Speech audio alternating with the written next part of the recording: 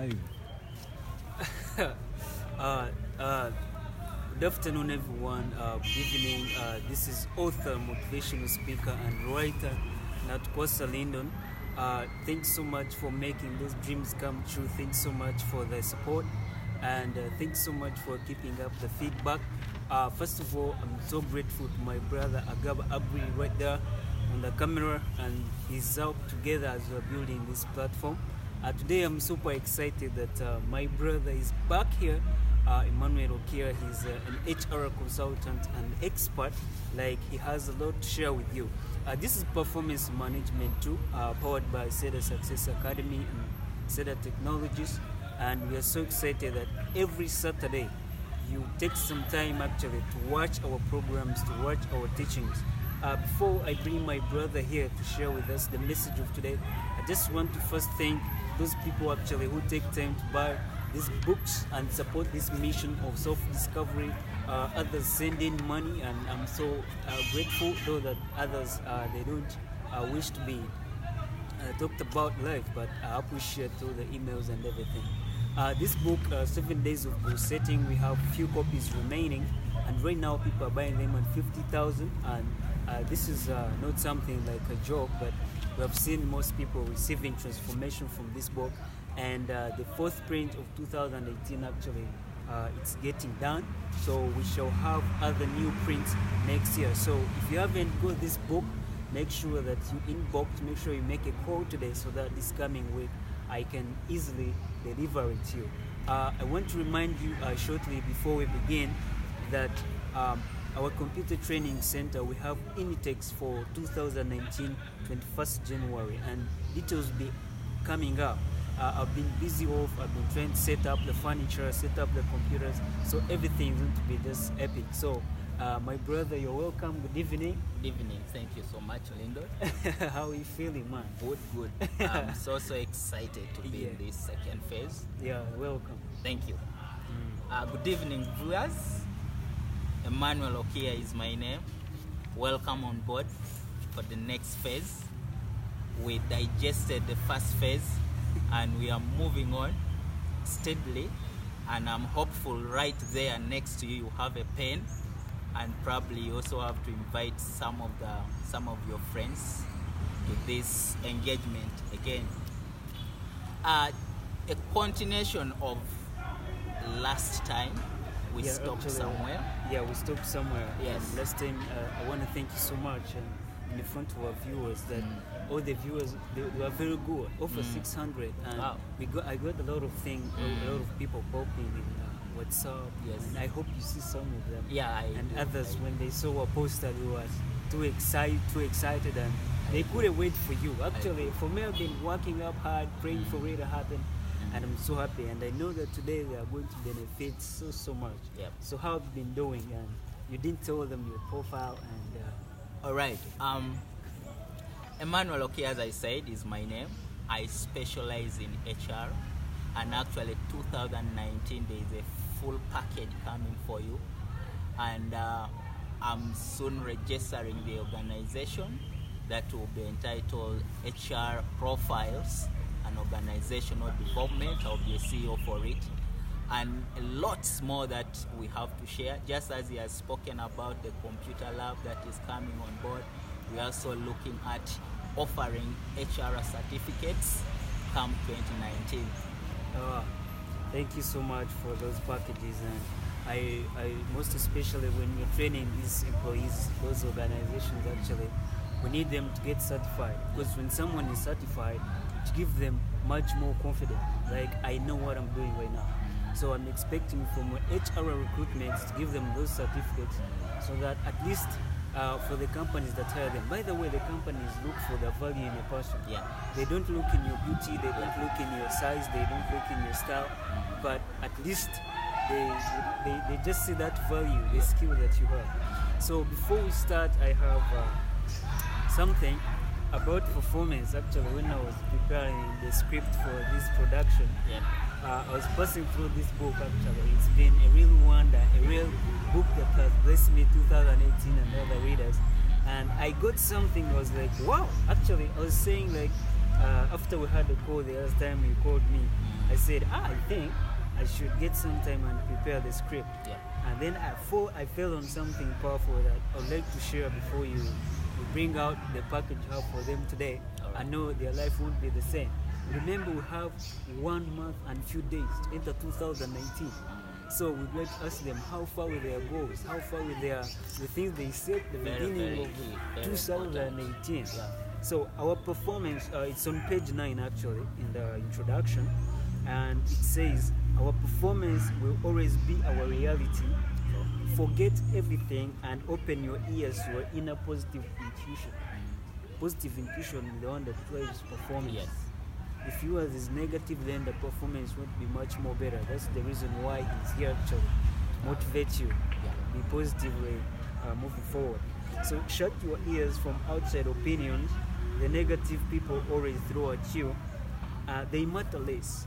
Hold on to your faith and believe in yourself by bounding yourself with enthusiasm in the heart of hope, which is the daily fuel that heats up your daily moves. That's very, very true. Yeah. Very true. Enthusiasm in the heart of hope, which is the daily fuel that heats up our daily moves. So, when I read this thing, I was really more fired about performance, and I was like, I can't wait for you. So you can brief them what you want to share with them today, then we can open up the topics, and don't forget to really drop your comments up there and your questions, then we can get back to you shortly. Yes, thanks so much, Lindon. Before I dive to this discussion, allow me add more what you've spoken about intuition. And for all the viewers that are present right now, intuition is very, very key. Many times we do not need supervisors in workplaces or someone to supervise your business, but you just need that element of intuition. Exactly. And we are trying together with Lindon to raise a generation that looks at 5 years from now, where will I be?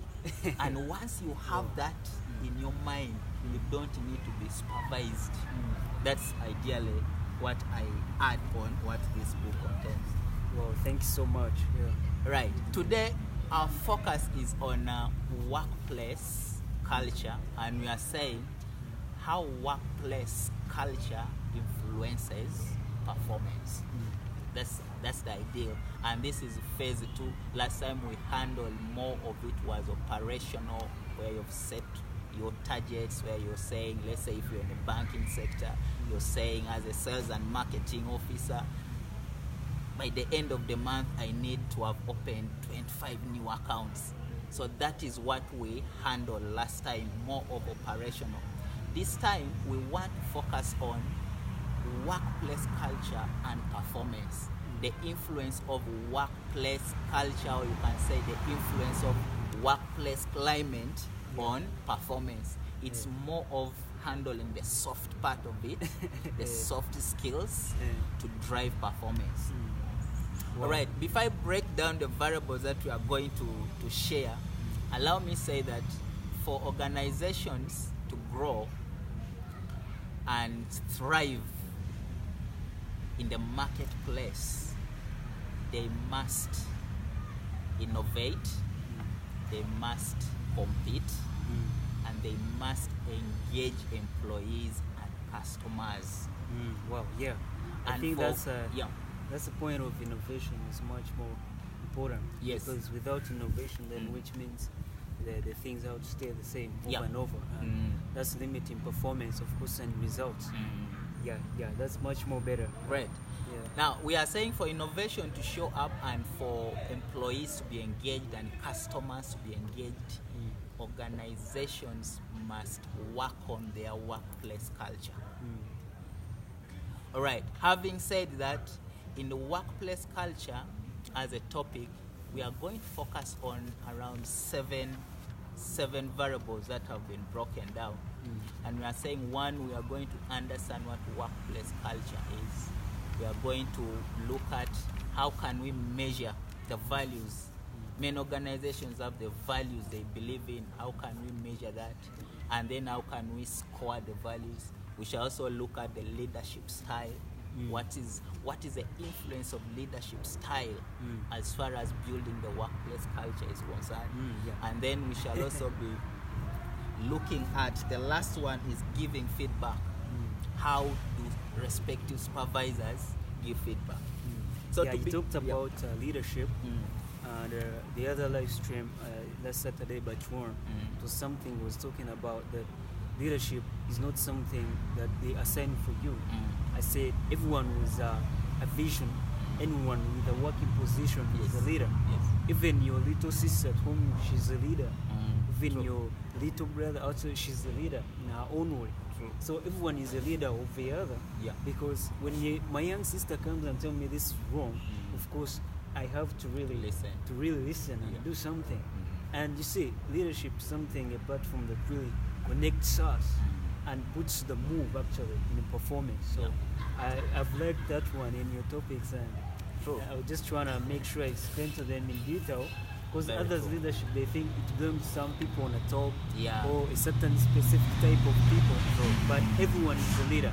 So whether we are focused more on human resource, but if they're just a self-employed like us, like entrepreneurs, or you're just aspiring to work, aspiring to be an entrepreneur, leadership is everything. Can we get to move on to the next point? Yes, I'm imagining that you're wondering what workplace culture is all about. So we are saying workplace culture is a combination of many things. Well, we shall look at the values. If you have a business, if you have an organization, you will have values in it. So we are looking at a composition of values, the mission, the goals, the objectives, and not forgetting the day-to-day interpersonal relationship and the mode of communication, and then the operational goals, So when all these combination of issues come together, they form what we call, or they create the organizational atmosphere. So that is the workplace culture. Now, allow me at this point to say that employees tend to conform to the energies and the actions of those around them. Exactly. So literally meaning the way the supervisor in the workplace behaves determines how employees and even customers respond. So that is really, really very, very key as far as workplace culture is concerned.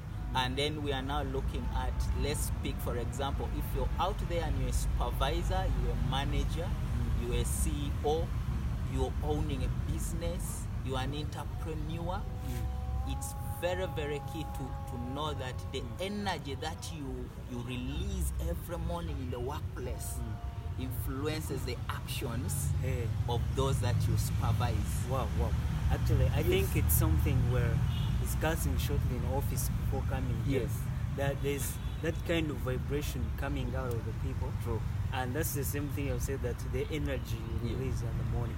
So with workplace culture, I've ever worked in some offices, some of my former workmates, they know.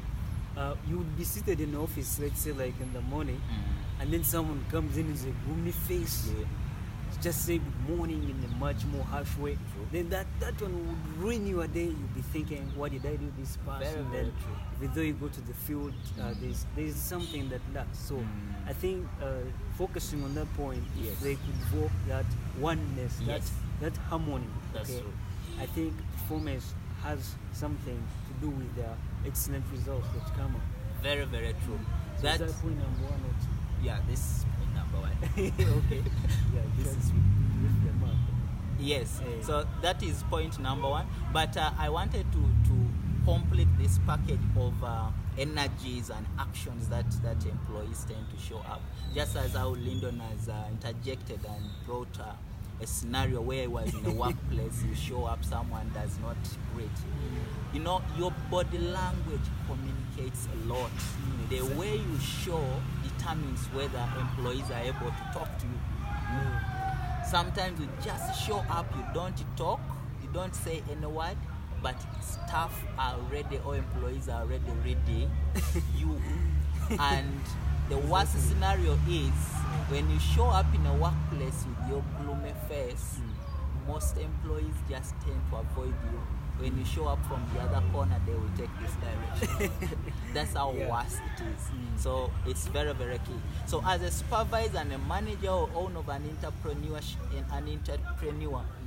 our focus in this area is master how you appear in a workplace, master empathy, and also we are saying your intellectual, emotional intelligence has to be really, really so sensitive to understand how people around you act themselves, and your ability to read the mind of Emma, the way Emma has shown in the workplace, what could be in his mind, and how does that which is in his mind affect him and others. That is very, very key. So that sums the definition of what workplace culture is. Now we are moving to the next point, and we are saying, since we have said values is integral to workplace culture, we must measure the values. Exactly. You know? So what are the values? Because we have to question you something about values, because according to my character as a writer, I know values, they are so big. Yes. So you could get us know much more of those values in the workplace culture. Yes. Because values even they matter. When you go to religion, you go to faith, go to business, go to economics, go to philosophy. So we need to know those simple values you're talking about. Since most people in the workplace, they have different experiences. Do you know that? Yeah. Very true. They have. That those ones 2 years, 1 year, others have just been employed. Yes. Others have different mindset towards work. Maybe they graduated and finished 10 years without a job, and someone is just 1 year old at the workplace and finishing 10 years on the streets, and others finish school and right now they've been employed direct. So we need to know those values so that the workplace culture and performance. Yes, very, very true.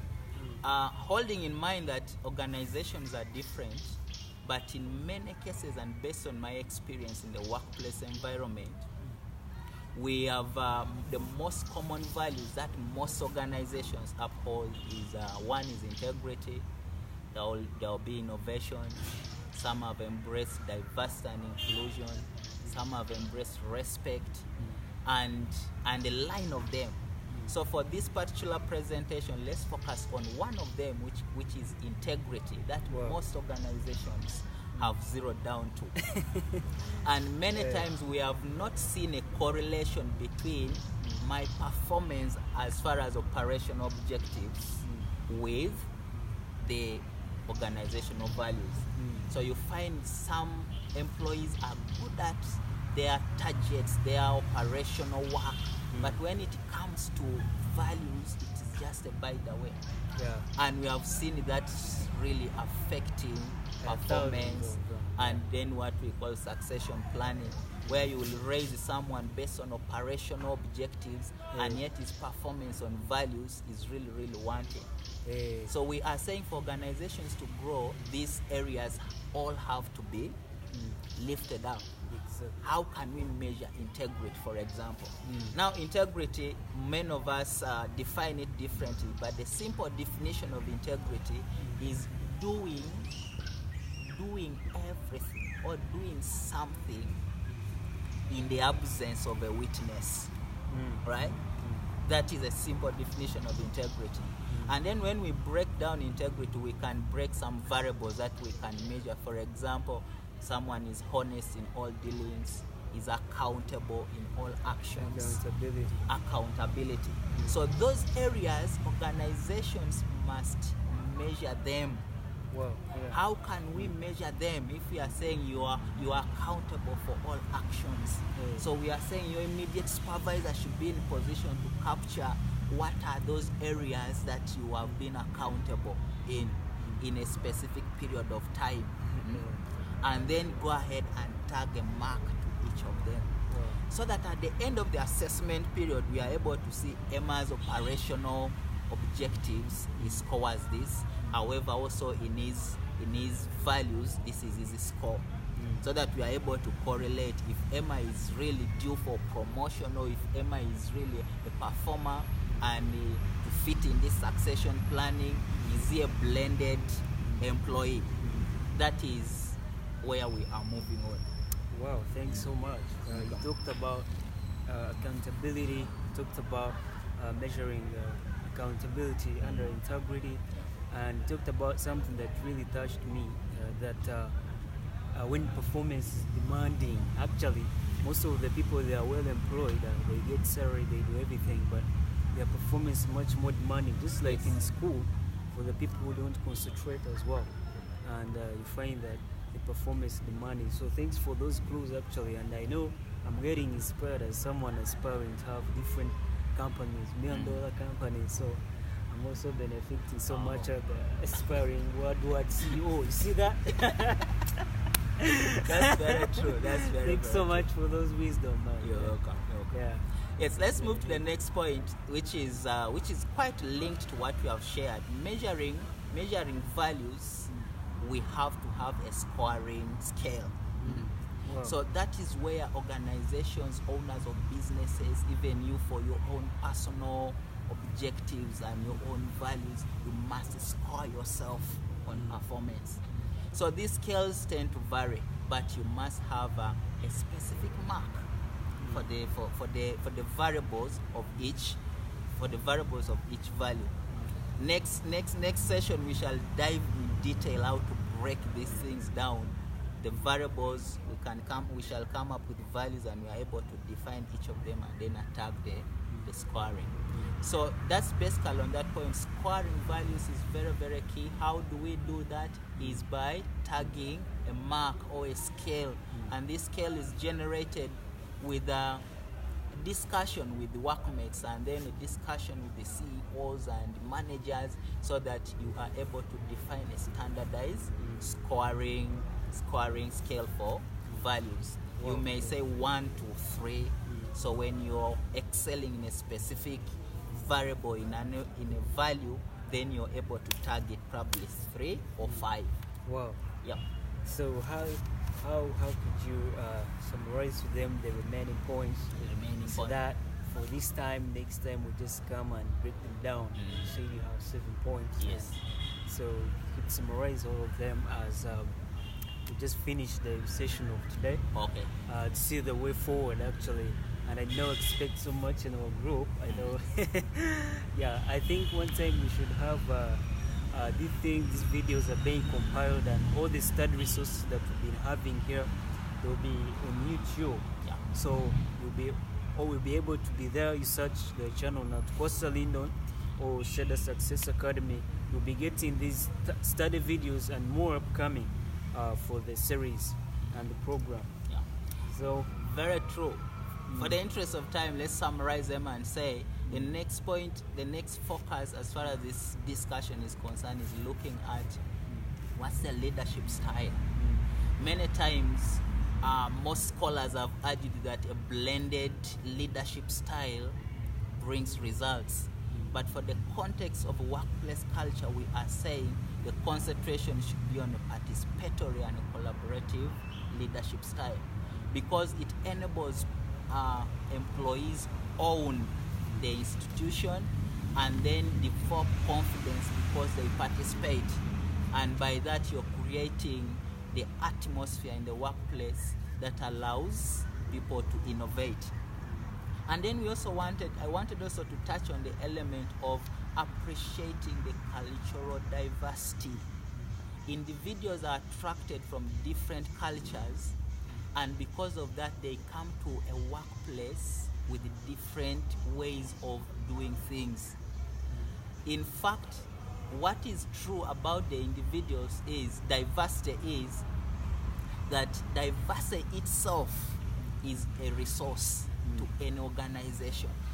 Let's say, for example, in the Ugandan setting.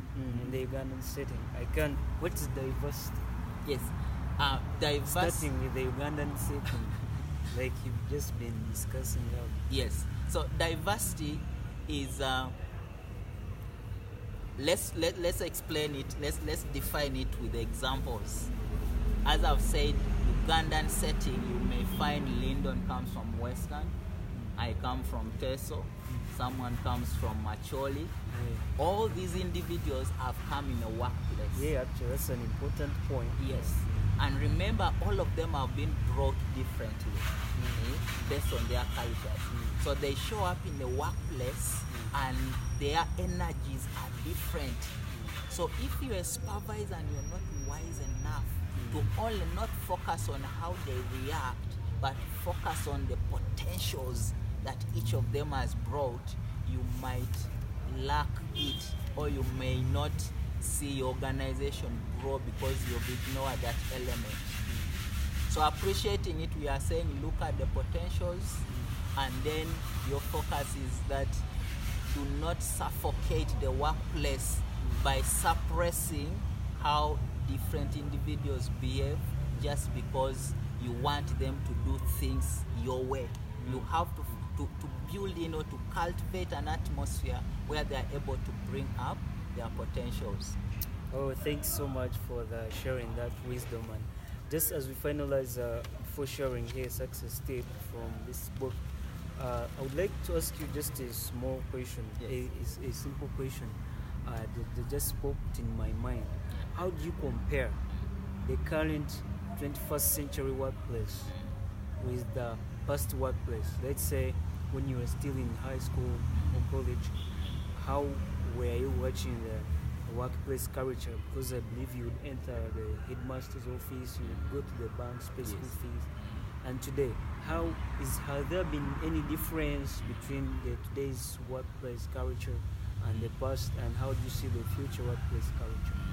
Yes, it's quite a broad question, because as the HR issues evolve, we now know that the employees are graded in generations, where we have the millennials, where now we have the baby boomers, and all these differences have to be taken into account. Actually, we have the millennials, the baby boomers, and the Generation Z. So if you are a manager somewhere and you're not acquainted with all these evolvements and how individuals are manifest in a workplace, then it will be a challenge.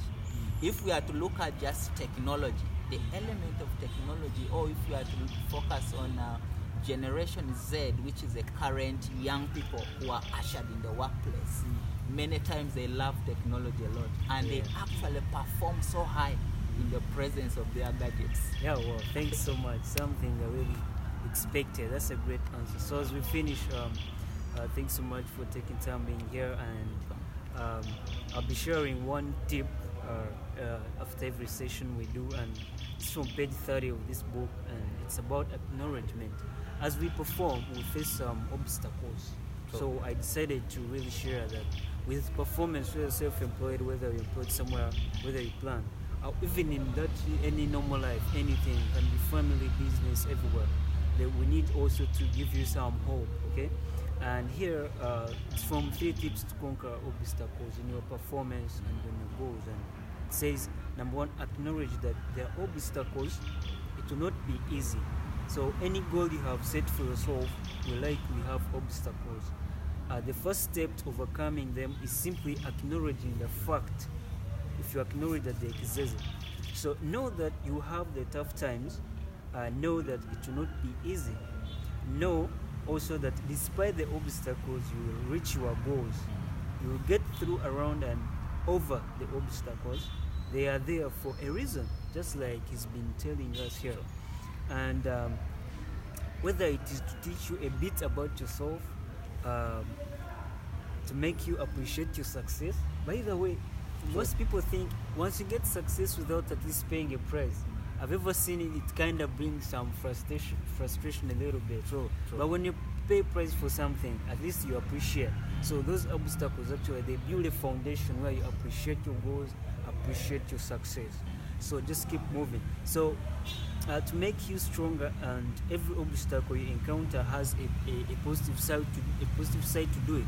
So be strong. 2018 might not have been so good for you, or might have been challenging, but dreams do come true every time. See you next time, and my brother, Can't wait to see you, and I wish you the best. Yeah. Thanks so much, Agab Abri. I'm forever saluting every time, and God bless you so much. I can't wait to see you in a big studio when you're just like streaming live on satellite. God bless you so much.